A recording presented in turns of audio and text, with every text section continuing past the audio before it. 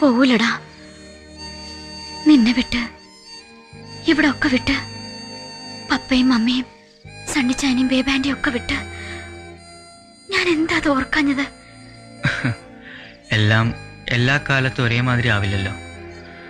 പോകേണ്ട സമയമാകുമ്പോൾ പോകണം, പിരിയേണ്ട സമയമാകുമ്പോൾ പിരിയണം. നീ എന്താ ഇങ്ങനെയൊക്കെ സംസാരിക്കുന്നത്?